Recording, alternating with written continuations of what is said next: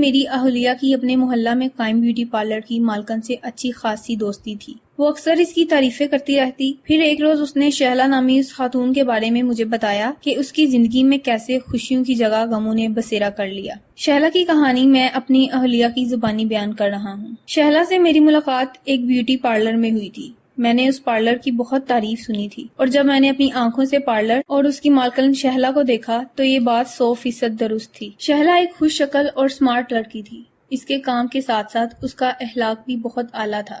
ہر ایک سے بڑے اتفاق سے ملتی، اور سب سے بڑھ کر یہ کہ وہ دوسروں کا احساس بھی بہت کرتی تھی اور کم پیسے لے کر بھی کام کر دیتی تھی۔ جو خاتون ایک دفعہ اس کے پارلر جاتی، دوسری مرتبہ بھی ضرور جاتی۔ اس کی وجہ شہلا کا کم معاوضہ پر کام کرنا اور خوش اخلاق ہونا تھا۔ پہلی دفعہ ہی اس نے اپنے حسن سلوک سے مجھے اس قدر متاثر کیا کہ اب میں بھی شہلا کے پارلر کو ترجیح دینے لگی، اور یوں میری شہلا سے دوستی ہو گئی۔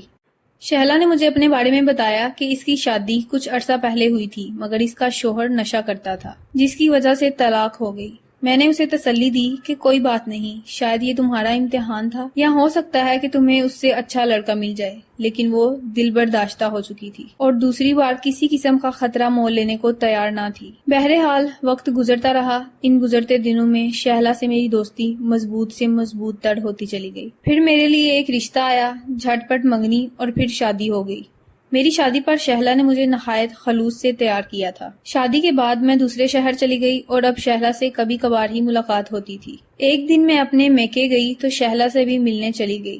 پارلر میں شہلا کی امی بھی موجود تھیں۔ انہوں نے مجھے بتایا کہ شہلا کے لیے ایک بہت اچھا رشتہ آیا ہوا ہے، تم ہی اسے سمجھاؤ کہ ماں باپ ہمیشہ ساتھ نہیں جیتے۔ میں نے آنٹی سے کہا، آپ فکر نہ کریں، شہلا ضرور شادی پر آمادہ ہو جائے گی۔ اس دن تو میں وہاں سے چلی آئی، مگر دل میں سوچا کہ اس بارے میں ضرور شہلا کو قائل کروں گی۔ کچھ مہینوں بعد یہ جان کر خوشی کے ساتھ حیرت بھی ہوئی کہ شہلا کی شادی ہو چکی ہے اور وہ اپنے سسرال میں ہے۔ یہ بات مجھے اس وقت معلوم ہوئی جب میں حسب معمول شہلا کو ملنے اس کے پارلر گئی۔ وہاں موجود کسی لڑکی نے بتایا کہ وہ پارلر بیچ چکی ہے۔ مجھے ایک عام پارلر پر آنے والی خواتین کی طرح سمجھتے ہوئے وہ لڑکی کہنے لگی، آپ مجھے بھی شہلا کی طرح سمجھیے اور اطمینان سے کام کروائیے۔ لیکن میں اس وقت شدید بے چینی محسوس کر رہی تھی۔ میں حیران تھی کہ شہلا نے اتنے اچھے علاقے میں چلتا ہوا پارلر کیوں بیچ دیا۔ گھر آ کر امی کو بتایا کہ شہلا کی شادی ہو چکی ہے۔ امی بھی بڑی حیران ہوئی۔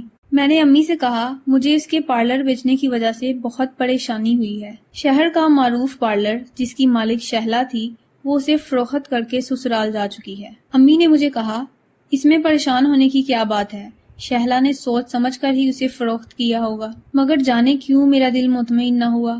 انہی دنوں میرے شوہر نے معمولی سی بات پر مجھے گھر سے نکال دیا اور میں میکے کی دہلیز پر آ بیٹھی۔ کچھ عرصہ کافی پریشانی رہی، پھر میں نے حالات سے سمجھوتا کرتے ہوئے ہمت کی اور ایک اسکول میں ملازمت شروع کر دی۔ ایک دن اسکول جاتے ہوئے شہلا کی امی مجھے رستے میں مل گئیں۔ میں نے ان سے شہلا کے بارے میں پوچھا تو انہوں نے بتایا کہ وہ ٹھیک ہے اور گھر پر ہے، تم اس سے ملنے ضرور آنا۔ کچھ دن بعد میں نے وقت نکال کر شہلا کے گھر کی راہ لی تو شہلا مجھے دیکھ کر گلے لگ گئی۔ قریب ہی جھولے میں ننھا منا گول مٹول سا بچہ لیٹا ہوا تھا۔ شہلا نے میری طرف دیکھتے ہوئے کہا، یہ تمہارا بھانجا ہے، تم خالہ بن چکی ہو۔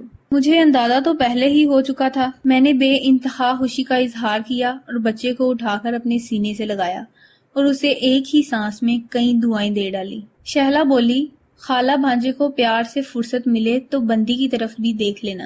میں نے بچہ اس کی گود میں دیتے ہوئے پوچھا، اس کا باپ کہاں ہے؟ تو وہ جھٹ سے بولی، وہ سعودیہ چلے گئے ہیں، اسی لیے میں ادھر آ گئی ہوں۔ میں نے کہا، فون وغیرہ تو آتا ہوگا؟ کہنے لگی، ہاں وہ ہر روز فون کرتے ہیں۔ اور کچھ پیسے بھی بھیجتے ہیں کہ نہیں؟ اس پر شہلا نے بتایا، کیوں نہیں، جتنے پیسوں کی ضرورت ہوتی ہے میں منگوا لیتی ہوں۔ یہ کہتے ہوئے اچانک ہی اس کی آنکھوں میں آنسو جھلملانے لگے۔ میں نے یہ تبدیلی فوراً محسوس کر لی اور اس کے آنسو چھپانے سے پہلے پوچھا، شہلا مجھے سچ سچ بتاؤ، اصل بات کیا ہے؟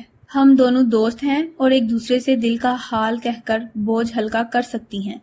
وہ کافی دیر انکار کرتی رہی اور اپنے حالات چھپانے کی کوشش کرتی رہی، مگر میں نے بلاخر اسے سچ بولنے پر مجبور کر دیا۔ چند لمحے پہلے اپنے شوہر کے حوالے سے جو باتیں اس نے کی تھی، ایسا کچھ نہیں تھا۔ شہلا کے شوہر نے اسے طلاق دے دی تھی اور وہ دوبارہ میکے آ چکی تھی۔ میں نے شہلا سے کہا، اب تم کیا کرو گی؟ چلتا ہوا پارلر بھی تم بیچ چکی ہو۔ وہ بولی، اب میں گھر پر ہی ایک کمرے میں یہ کام کر لیا کروں گی۔ میں نے کہا تمہارا پارلر شہر کا ایک معروف پارلر تھا، اب پارلر رہا نہ گھر بچ سکا، اللہ تعالیٰ تمہیں حوصلہ دے۔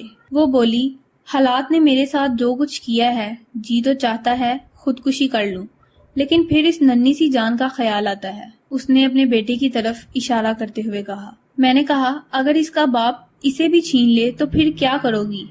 میری بات سن کر اس کی رنگت پیلی پڑ گئی۔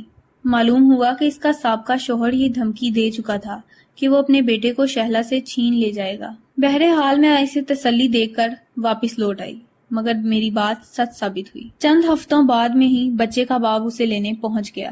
شہلا بہتیرا روئی، قدموں میں گری، لیکن وہ بچہ چھین کر لے گیا۔ شہلا نے پیروں فقیروں کے در پر جا جا کر دعائیں مانگنا شروع کر دی کہ اللہ تعالیٰ میرا بیٹا مجھے واپس دلا دے۔ میں نے کہا اللہ تعالیٰ تمہاری دعا ضرور سنے گا، مگر تمہیں عملی طور پر بھی کچھ کرنا چاہیے، تمہیں عدالت سے رجوع کرنا چاہیے۔ وہ کہنے لگی میں عدالت نہیں جاؤں گی، وہ بدتمیز انسان عدالت میں گھٹیا پن پر اتر آیا تو میں جیتے جی مر جاؤں گی۔ میں نے اللہ کی عدالت سے رجوع کیا ہوا ہے اور مجھے امید ہے کہ وہ میرا بیٹا مجھے ضرور دے گا۔ اور پھر خدا نے اس کی سن لی۔ ایک دن اس کا سابقہ شوہر بچے کو خود ہی واپس لے آیا۔ شہلا اپنے بچے کو دیکھ کر بے حد مسرور تھی۔ نہ جانے اللہ نے اس کے دل میں کیا ڈالا تھا کہ وہ بچے کو اس کی ماں کے حوالے کر کے چلا گیا۔